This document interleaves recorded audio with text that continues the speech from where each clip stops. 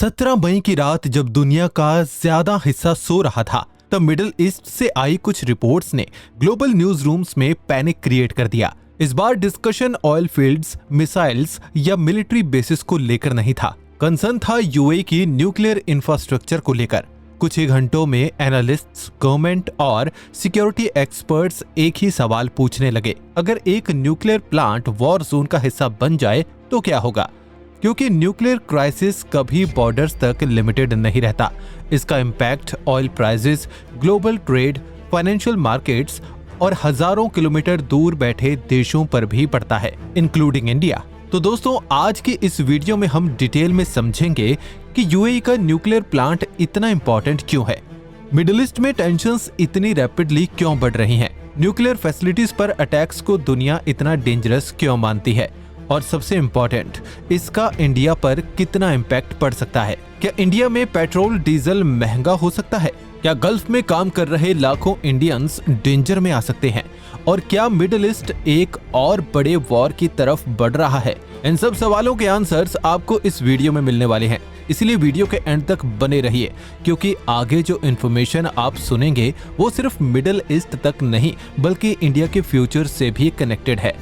Middle east एक बार फिर एक बड़े क्राइसिस के एज पर खड़ा नजर आ रहा है, लेकिन इस बार टेंशन सिर्फ ऑयल फील्ड्स, मिसाइल्स या मिलिट्री बेसिस को लेकर नहीं है। यूएई की न्यूक्लियर इंफ्रास्ट्रक्चर से जुड़ी थ्रेट्स ने पूरी दुनिया के स्ट्रेटेजिक क्राइसिस में टेंशन क्रिएट कर दी है, क्योंकि जब कोई न्यूक्लियर फैसिलिटी कॉन्फ्लिक्ट जोन का पार्ट बन जाती है तो डेंजर सिर्फ एक कंट्री तक लिमिटेड नहीं रहता। इसका effect economies, trade routes, global energy markets और दूसरे देशों तक पहुंच सकता है, और इंडिया भी उन्हीं कंट्रीज में से एक है। इस पूरी डिस्कशन का सेंटर है फेमस बरका न्यूक्लियर पावर प्लांट। ये अरब वर्ल्ड का पहला कमर्शियल न्यूक्लियर एनर्जी फैसिलिटी है और यूएई का सबसे एम्बिशियस प्रोजेक्ट्स में से एक माना जाता है। यूएई ने बिलियंस ऑफ डॉलर्स इन्वेस्ट किए इस प्रोजेक्ट में, सिर्फ एक गोल के लिए, ऑयल डिपेंडेंस कम करना और फ्यूचर के लिए क्लीन एनर्जी सिस्टम डेवलप करना। एडवांस्ड साउथ कोरियन टेक्नोलॉजी से बना ये न्यूक्लियर प्लांट आज यूएई की इलेक्ट्रिसिटी का मेजर पोर्शन सप्लाई करता है। लेकिन सवाल ये उठता है, अगर UAE already oil rich country है तो उससे न्यूक्लियर एनर्जी की जरूरत क्यों पड़ी? रीजन सिंपल है, यूएई फ्यूचर को देख रहा था। दुनिया स्लोली रिन्यूएबल और अल्टरनेटिव एनर्जी की तरफ मूव कर रही है। ऑयल पर फॉरएवर डिपेंड रहना रिस्की हो सकता है, इसलिए यूएई ने न्यूक्लियर एनर्जी को अपना फ्यूचर इकोनॉमिक प्लान का इंपॉर्टेंट पार्ट बनाया। लेकिन अब मिडिल ईस्ट में जियोपॉलिटिकल टेंशंस रैपिडली इंक्रीज हो रही हैं, और इसी वजह से स्ट्रेटेजिक इंफ्रास्ट्रक्चर पर अटैक्स का फियर पहले से ज्यादा सीरियस हो चुका है। सबसे बड़ा रीजन है कि वॉरफेयर कंप्लीटली चेंज हो चुकी है। पहले वॉर्स टैंक्स, फाइटर जेट्स और आर्मीज के थ्रू लड़ी जाती थी। आज ड्रोन्स, साइबर अटैक्स, मिसाइल्स और प्रॉक्सी मिलिशियस मॉडर्न वॉरफेयर का पार्ट बन चुके हैं। ऑयल रिफाइनरीज, पोर्ट्स, एयरपोर्ट्स और अब न्यूक्लियर फैसिलिटीज तक पोटेंशियल टारगेट्स बन रहे हैं। और यहाँ एक इम्पोर्टेंट सवाल आता है, न्यूक्लियर फैसिलिटीज को लेकर दुनिया इतनी पैनिक क्यों हो जाती है? ज्यादातर लोग सोचते हैं न्यूक्लियर प्लांट्स बस एक इलेक्ट्रिसिटी स्टेशन होता है, लेकिन रियलिटी बहुत ज्यादा डेंजरस है। न्यूक्लियर रिएक्टर के अंदर हर सेकंड एनॉर्मस हीट जनरेट होती रहती है। इसी हीट को कंट्रोल करने के लिए एडवांस्ड कूलिंग सिस्टम्स 24 घंटे काम करते हैं। अगर अटैक, फायर, साइबर डिस्ट्रप्शन या टेक्निकल मेल फंक्शन की वजह से कूलिंग सिस्टम्स फेल हो जाएं, तो रिएक्टर ओवरहीटिंग स्टार्ट कर सकता है, और एक बार ओवरहीटिंग हो जाए तो situation rapidly out of control जा सकती है। दुनिया पहले भी ऐसे डिजास्टर्स देख चुकी है। चर्नोबिल डिजास्टर ह्यूमन हिस्ट्री के सबसे डेडलिएस्ट न्यूक्लियर एक्सीडेंट्स में से एक था। पूरी सिटीज अनइनहेबिटेबल हो गई थी क्योंकि रेडिएशन एनवायरनमेंट में स्प्रेड हो गया था। हजारों लोगों ने long term health effect face किए, और कंटेमिनेटेड एरिया डेकेड्स बाद भी डेंजरस माना जाता है। उसके कई साल बाद दुनिया ने एक और शॉक देखा, Fukushima Daiichi nuclear disaster. Japan जैसी टेक्नोलॉजिकली एडवांस्ड कंट्री भी रिएक्टर डैमेज के बाद सिचुएशन को कंप्लीटली कंट्रोल करने में स्ट्रगल कर रही थी। अब इमेजिन कीजिए, अगर मिडिल ईस्ट जैसी ऑलरेडी अनस्टेबल रीजन में कोई न्यूक्लियर क्राइसिस क्रिएट हो जाए तो सिचुएशन कितनी डेंजरस हो सकती है। रेडिएशन नॉर्मल एक्सप्लोजन की तरह बिहेव नहीं करता। ये silently air, water, agriculture, marine ecosystem और फूड चेन्स में स्प्रेड होता है। इसके इफेक्ट्स जनरेशन तक कंटिन्यू कर सकते हैं। इसीलिए न्यूक्लियर इंफ्रास्ट्रक्चर पर अटैक का सिर्फ पॉसिबिलिटी भी ग्लोबल फियर क्रिएट कर देती है। यूएई कोई ऑर्डिनरी मिडिल ईस्टर्न कंट्री नहीं है। आज दुबई और अबू धाबी दुनिया के बिगेस्ट फाइनेंशियल और ट्रेड हब्स में काउंट किए जाते हैं। UAE critical shipping routes, energy infrastructure और इंटरनेशनल बिजनेस नेटवर्क्स को कंट्रोल करता है।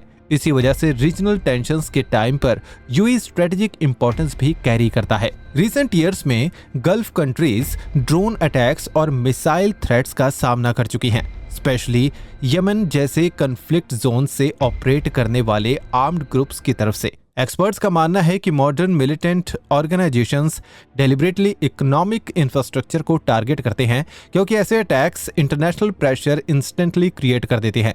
सिर्फ एक अटैक एनर्जी इंफ्रास्ट्रक्चर पर हो जाए तो ग्लोबल ऑयल मार्केट्स आवर्स के अंदर शेक हो सकते हैं, और अगर टारगेट न्यूक्लियर इंफ्रास्ट्रक्चर हो तो पैनिक और भी ज्यादा बढ़ जाता है, क्योंकि फियर सिर्फ इकोनॉमिक डैमेज का नहीं रहता, fear environmental disaster, radiation risk और मिलिट्री एस्केलेशन का भी होता है। अब यहाँ सबसे इंपॉर्टेंट क्वेश्चन आता है, इंडिया को इससे इतनी टेंशन क्यों होनी चाहिए?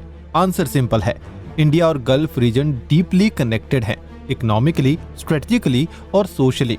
इंडिया अपनी क्रूड ऑयल रिक्वायरमेंट का ह्यूज पोर्शन गल्फ कंट्री से इंपोर्ट करता है, इंक्लूडिंग यूएई और Saudi Arabia. Indian economy heavily depend करती है स्टेबल ऑयल सप्लाई पर। अगर मिडिल ईस्ट में टेंशंस इंक्रीज होती हैं और ऑयल रूट्स अनसेफ होते हैं तो global crude oil prices rapidly increase कर सकते हैं।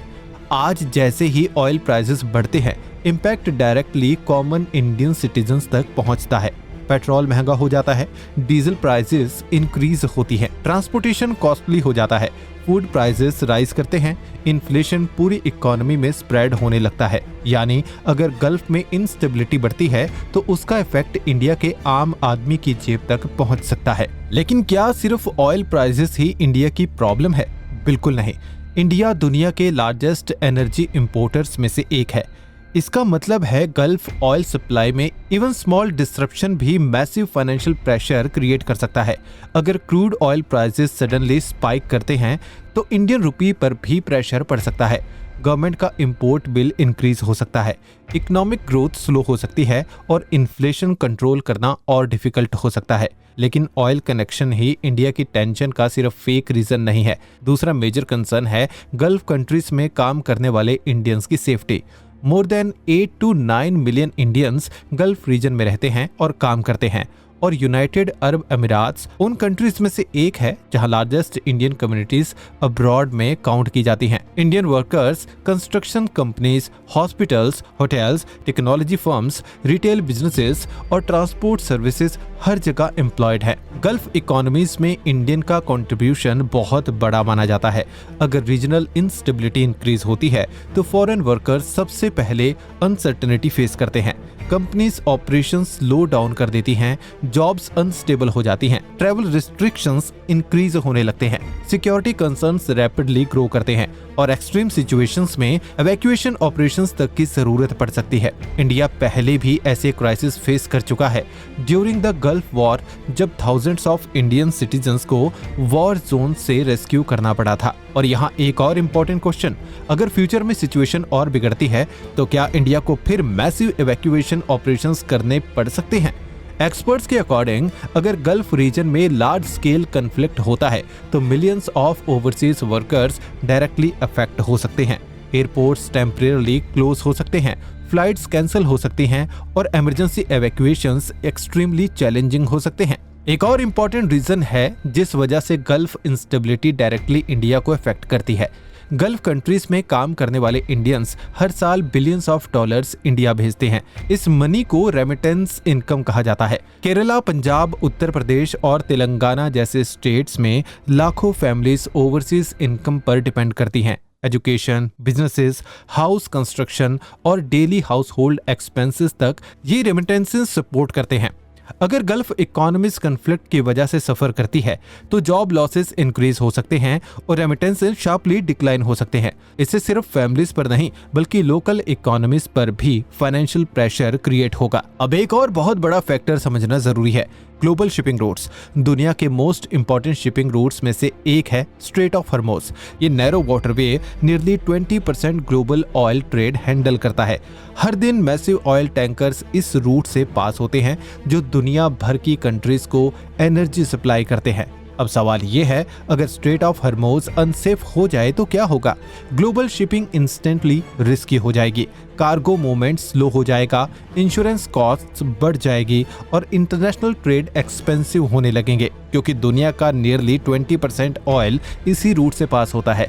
इसीलिए यहाँ का कोई भी टेंशन ग्लोबल मार्केट्स को डायरेक्टली अफेक्ट करता है। इंडिया भी मैरिटाइम ट्रेड पर हेविली डिपेंड करता है एनर्जी इंपोर्ट्स और कमर्शियल गुड्स के लिए। अगर गल्फ रीजन में डिस्ट्रप्शन होता है तो उसका direct impact Indian economy, fuel prices और ट्रेड स्टेबिलिटी पर पड़ सकता है। ग्लोबल सिक्योरिटी एक्सपर्ट्स का सबसे बड़ा फियर ये है कि repeated attacks on critical infrastructure middle east में मिलिट्री एस्केलेशन ट्रिगर कर सकते हैं। न्यूक्लियर फैसिलिटीज इंटरनेशनल पॉलिटिक्स में रेड लाइन मानी जाती हैं। अगर कंट्रीज को लगे कि उनकी स्ट्रेटेजिक इंफ्रास्ट्रक्चर डेंजर में है तो रिटेलिएशन और कन्फ्लिक्ट दोनों रैपिडली इंक्रीज हो सकते हैं और टाइमिंग सिचुएशन को और डेंजरस बना रही है। रशिया यूक्रेन वॉर ऑलरेडी चल रही है, ग्लोबल पावर्स के बीच टेंशंस हाई हैं और मिडिल ईस्ट इंस्टेबिलिटी फिर बढ़ रही है। अगर गल्फ रीजन में लार्ज स्केल कन्फ्लिक्ट स्टार्ट होता है तो ऑयल प्राइसेस ड्रामेटिकली सर्ज कर सकते हैं, स्टॉक मार्केट्स पैनिक में आ सकते हैं और वर्ल्ड वाइड इन्फ्लेशन फिर इंक्रीज हो सकती है। इसलिए इंडिया मल्टीपल स्ट्रेटजीज पर फोकस कर रहा है।